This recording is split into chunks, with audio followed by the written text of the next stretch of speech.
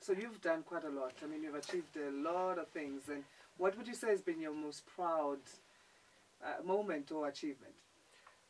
I think probably to be the first black person to distill whiskey would be at the top, and particularly for an African boy. Yeah, that would be at the top, and it was with the highest selling single malt whiskey at the time. So yeah, that would be the top. So tell us how you got into that exactly. What inspired that? Well, when I was involved with the City of Tshwane as a media relations person in the 2010 project, we were traveling different countries, and I bumped to the William Grant's team, which were famous for making Glenfiddich whiskey at the time, because that was the most commercial brand they had.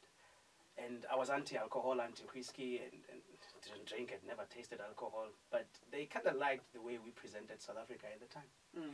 So they thought I had great presentation skills, and they wanted to take me through the journey to learn how to make whiskey, associate with whiskey, and that's how it started. And before knowing it, in 2013, they allowed me to lay down a cask from beginning till the end.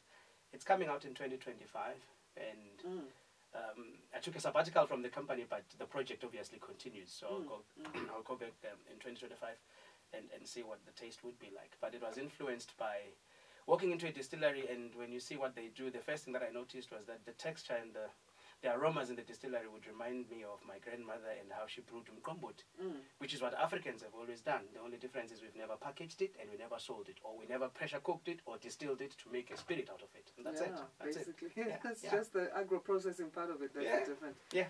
But I mean, in terms of you, I mean, you're saying you were presenting and they thought you present well. We can also pick up that you quite good as a presenter in terms of your communication skills and speech, but it is. So, but that must help in the motivational side of things. Would you say that you need to be a good speaker to get in that space, or you can learn while you're in there? I think you can learn whilst you're in there. The greatest story you'll ever tell is about you, and the vocabulary is within. So you don't necessarily need to be that eloquent. I'm still traditional in how we inspire people. Do it in your African language. I know you can speak in English, but there are words that resonate with an African person better for them to understand the situation they're going through than what English would. Sometimes English would give you a whipped cream effect. You get out of a room and you think, "Thami, you spoke great, you're energized." You sleep one night, the following day you encounter your reality again. But the African proverbs, the African sayings are alive in your situation. So at times I always say, it's not the talk, it's the walk you walk every day. And I enjoy it. Yeah. Yeah. So what's the next African destination that you have your eyes set on that you haven't been to yet?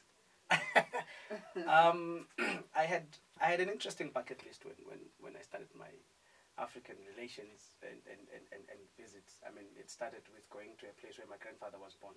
But if you threw me to Timbuktu, I would be happy. I would want to go to Mali and just learn about African intelligence here and what we did before as African people that is really not documented, or documented and not shared.